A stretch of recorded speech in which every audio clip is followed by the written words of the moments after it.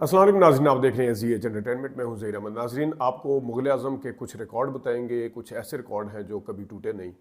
उसके हवाले से बात करेंगे, उसके बिज़नेस के हवाले से भी बताएंगे, कितना बिज़नेस किया था, कितनी लागत आई थी उसके ऊपर।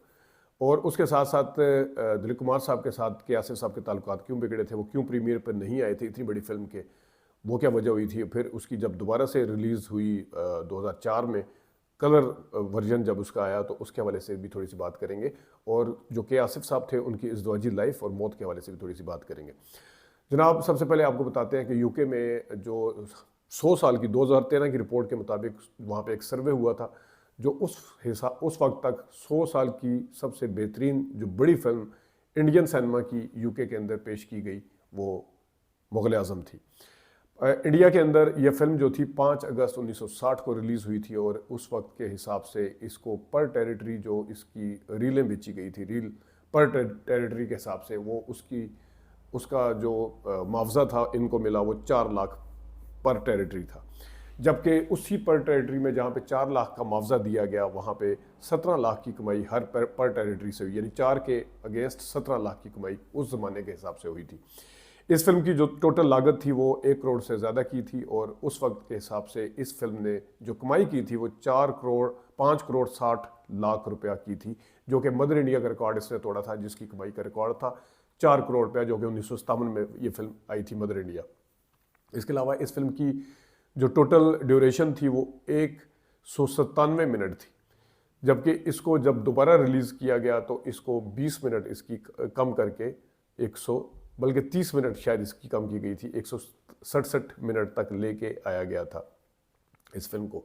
कुछ का कहना है कि 30 मिनट है, कुछ 20 मिनट है। ये फिल्म हमने देखी भी थी, लेकिन उस टाइम में हमने इस चीज़ को रिकॉर्ड नहीं किया था। लेकिन बहरहाल ये फिल्म जो थी अपने कॉस्ट्यूम्स के हिसाब से, अपने सेट्स के हिसाब से और अपनी अदाकारी के हिसाब से, जितना इसके अंदर हैवी किस्म के सेट लगे थे और अपने जो साउंड ट्रैक्स थे, इसके हिसाब से बड़ी यूनिक फिल्म थी। और ये फिल्म क्योंकि 10 साल के अरसे में मुकम्मल हुई, इसका ये मतलब नहीं कि 10 साल मुसलसल शूट होती रही, बीच में झगड़े चलते रहे, रुकती रही, सारा कुछ होता रहा। लेकिन इसका जब तक ये फिल्म रिलीज़ होने के करीब आई, तो उस वक्त दुनिया भर में, इंडिया के अंदर, हॉलीवुड में तो पहले से था, इंडिया में उस वक्त तक कलर फिल्में रिलीज़ होना शुरू हो गई थी। तो इतनी बड़ी तपस्या, इतनी बड़ी स्ट्रगल, इतनी बड़ी खर्चे करने के बाद के आसिफ साहब इस चीज़ में इंटरेस्टेड थे कि इसको दोबारा से शूट किया जाए और इसको कलर बनाया जाए। लेकिन कुछ गाने जो जिसमें प्यार किया तो डरना क्या, ये उस वक्त कलर के हिसाब से शूट किया गया था, कलर इसको भी शूट किया गया था उस वक्त। तो ये इसके कुछ रिकॉर्ड थे, और बल्कि ये भी कहा जाता है कि पाकिस्तान के अंदर रतन सिनेमा में लोग सुबह 6 बजे जमा हो जाते थे इस फिल्म को देखने के लिए, इसकी टिकट लेने के लिए। जबकि महाराता मंदिर जो कि मुंबई में है, ये वहाँ पे ये फिल्म आई तो पहले दिन 1 लाख से ज़्यादा लोग वहाँ पे आए, जबकि उसकी सीटिंग कैपेसिटी जो थी वो 1000 से कुछ ज़्यादा थी। तो इस तरह इस फिल्म की 3 हफ्ते की बुकिंग बंद कर दी गई थी, क्योंकि 3 हफ्ते के लिए सिनेमा बिल्कुल पैक था, और लोग जो टिकट लेने के लिए कतारें बनाते थे, कुछ की रिपोर्ट के मुताबिक 4-5 दिन, और कुछ रिपोर्ट के मुस्तरद रिपोर्ट के मुताबिक 2 से 3 दिन लोग कतारों में रहते थे, और लोगों को खाना जो है वहीं पे भिजवाया जाता था। ये इसके कुछ बड़े यूनिक किस्म के रिकॉर्ड हैं। इस फिल्म को जो इसका रिकॉर्ड बिजनेस करने का 5 करोड़ 60 लाख का, वो 15 साल तक कायम रहा। बाद में शोले फिल्म ने आगे इसका रिकॉर्ड तोड़ा, और उसके बाद शोले का रिकॉर्ड DDLJ यानी दिल वाले दुल्हनिया ले जाएंगे ने तोड़ा। उनके हवाले से भी हम बाद में बात करेंगे, उसकी दिलचस्प चीज़ें बताएंगे। लेकिन इस फिल्म की कुछ चीज़ें आपको और भी बताएं, जो कि बिहाइंड द स्क्रीन क्या चल रहा था उस वक्त। मधुबाला और दिलीप कुमार साहब के दरमियान में जो टॉकिंग टर्म भी नहीं थे। जब फिल्म शुरू हुई थी, तराना वगैरह के बाद जब ये फिल्म शुरू हुई थी, तो उस वक्त बड़े पीक पे था, और ये जब फिल्म अपने अख्ताम को पहुंच रही थी, तो इनका अफेयर जो था वो बिल्कुल यानी कि ख़त्म हो चुका था।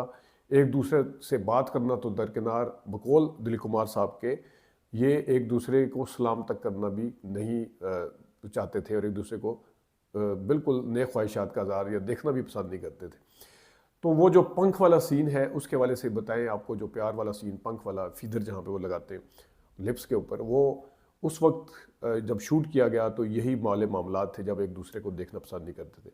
दिलीप साहब भी अपनी स्वाने हयात में लिखते हैं कि किसी भी अदाकार को अगर कुछ चीज़ देखनी है कि जब टॉकिंग टर्म में नहीं है दो अदाकार, और लेकिन स्क्रीन के ऊपर उन्होंने किस किस्म का रिजल्ट दिया, तो वो मुग़ल आज़म के पूरी मुग़ल आज़म को भी देख सकते हैं और ख़ास तौर पे इस सीन को देख सकते हैं।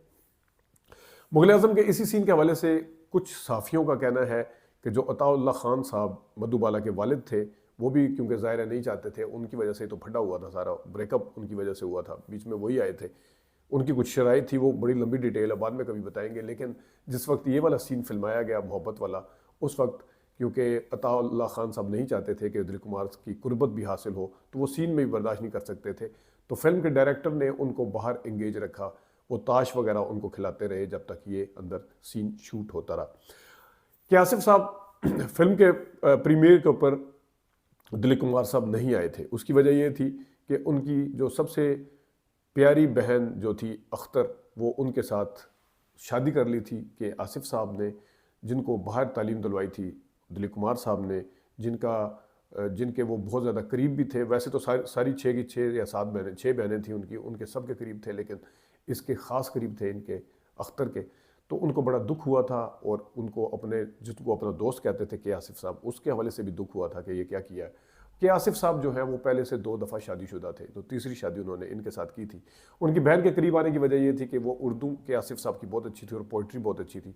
यही वाला जो मिजाज था वो दिलीप कुमार साहब की बहन का था। दिलीप कुमार साहब इस फिल्म के प्रीमियर पर नहीं आए थे, जबकि इत्फाक देखें कि 1960 में इतनी बड़ी फिल्म जो दिलीप कुमार साहब के क्रेडिट की सबसे बड़ी फिल्म उनके क्रेडिट पे जाती है, उसमें वो नहीं आए थे। लेकिन 2004 में जब ये फिल्म दोबारा रिलीज़ हुई, तो उस वक्त दिलीप कुमार साहब ने इस के अंदर शिरकत की, दोबारा रिलीज़ होने वाली रंगीन फिल्म के अंदर मुग़ल आज़म जो उसका कलर वर्जन आया था। इसके साथ आपको ये भी बताएं कि कलर वर्जन वाले फिल्म में भी अपने साल, उस साल की 19 नंबर पे बेहतरीन फिल्म रही थी। हालांकि वहाँ सैकड़ों फिल्में रिलीज़ होती हैं इंडिया में, तो 19 नंबर पर बेहतरीन फिल्म थी जिसने बिजनेस किया था। और इसके साथ 3 फिल्में और रिलीज़ हुई थी। एक अक्षय कुमार की एतराज़ थी, दूसरा वीर ज़ारा थी शाहरुख खान की, और नाच फिल्म थी तीसरी। नाच फिल्म से इसने ऊपर बिजनेस किया था, लेकिन वीर ज़ारा और एतराज़ के बाद फिर भी बड़ी बात है कि इसने दोबारा चलते हुए 27 करोड़ रुपया उस ज़माने के हिसाब से कमाया था। और दोबारा वाले में जिस तरह मैंने बताया कि प्रीमियर में दिलीप कुमार साहब ने बाकायदा शिरकत की थी। और पाकिस्तान के अंदर अगर 2 फिल्मों को 71 के बाद हटा दिया जाए, 2 फिल्में, एक कशिश और एक नूर जहां, इस फिल्मों को अगर हटा दिया जाए, 2 फिल्मों की ज़िया-उल हक ने यहाँ पे स्पेशल इजाज़त दी थी, तो इन 2 फिल्मों को अगर साइड पे रखें तो 41 ईयर्स के बाद पाकिस्तान के अंदर किसी फिल्म को रिलीज़ करने की इजाज़त मिली थी 2004 या 5 में। तो ये मुशर्रफ साहब का दौर था, उस वक्त ये फिल्म यहाँ पे रिलीज़ हुई थी। और इसी तरह मैं अगर दोबारा के आसिफ साहब की तरफ आऊँ, तो वहाँ पे उनकी सितारा देवी क्लासिकल डांसर जो थी वो उनकी बीवी थी। कहा जाता है कि ये उनकी मामी भी थी जो अदाकार नज़ीर की बीवी थी, उससे इन्होंने फिर शादी कर ली थी, ये भी कहा जाता है। लेकिन बहरहाल ये उनकी पहली बीवी थी। सितारा देवी की जो बहुत फास्ट फ्रेंड थी, करीबी दोस्त थी, जो बेस्टी जो थी, वो थी निगार सुल्ताना, जो उस वक्त फिल्मों में काम कर रही थी। तो फिल्मों में काम करने के दौरान उन्होंने मुग़ल आज़म में बहार बेगम का रोल भी अदा किया था। तो जिस वक्त के आसिफ ने मुग़ल आज़म में उनको बहार का रोल अदा करने के लिए कहा, बहार का, तो निगार सुल्ताना ने समझा कि शायद ये मेरी फास्ट फ्रेंड है, मेरी करीबी दोस्त है, बहुत ज़बरदस्त दोस्त है, इस वजह से इसको ये रोल ऑफ़र किया गया है। लेकिन बाद में जब पता चला कि आसिफ साहब ने निगार सुल्ताना से शादी कर ली है, तो जो सितारा देवी थी उनको बड़ा दुख हुआ था। और उन्होंने बहुत ज़्यादा दुख के अंदाज में ये भी लिखा कि मैं फिर सोचती थी मैं बेवकूफ़ हूँ या मेरी दोस्त बेवकूफ़ है या कि आसिफ बेवकूफ़ है जो हमें बेवकूफ़ बनाता रहे, हम दोनों में से कौन बेवकूफ़ है। तो निगार सुल्ताना की साथ शादी के बाद सितारा देवी ने उन्हें एक किस्म की बददुआ भी दी थी कि तुम्हारी जो मौत आएगी वो बड़ी जवानी में आएगी। और इस तरीके से ये सारा कुछ हुआ। और इसमें एक चीज़ और भी थी कि जो दिलीप कुमार साहब थे वो भी क्योंकि बहुत ज़्यादा फासले पे चले गए थे। के आसिफ साहब के हवाले से अगर मैं आपको बताऊं, तो के आसिफ साहब ने एक फिल्म 1945 में बनाई थी, फूल, और 1945 के दौरान ही उन्होंने 3 से 4 दफ़ा मुग़ल आज़म को बनाने का सोचा था उसके बाद। लेकिन ये बेल जो थी मुंड चढ़ी काफ़ी साल के बाद, लेकिन उस फिर बनाने में जब 10 साल लगे, जिस तरीके से उसके ऊपर खर्चे हुए, वो सारा कुछ आपके सामने है। तो जिस वक्त उनकी पहली बीवी सितारा देवी को उनकी मौत की खबर मिली, तो वो उन्होंने बताया कि हम तो उनकी तरफ जा भी रहे थे, लेकिन मेरी अपनी आवाज़ की घंटियां गूंज रही थी, जो मैंने उन्हें बददुआ दी थी कि तुम्हारा जवानी में इंतकाल होगा। और इस तरह से बड़ी फिल्म का ये बहुत बड़ा खालिक, जिसने बड़े बड़े रिकॉर्ड कायम किए अपनी ज़ाती ज़िंदगी के इस शक्ल के साथ, वो इस दुनिया से 48 ईयर्स ओल्ड थे वो, जब 48 साल के थे तो उनका इंतकाल हो गया। 9 मार्च यानी कि परसों का दिन उनका इंतकाल का दिन था, उनके इंतकाल का बरसी कह सकते हैं हम। तो इस तरीके से ये कि आसिफ साहब और मुग़ल आज़म साहब के हवाले से हमने तफसीलात आपके सामने रखी। उम्मीद आपको अच्छी लगी होगी। अपना ख्याल रखिएगा। अभी तक के लिए इतनी इजाज़त दीजिए। अल्लाह हाफ़िज़।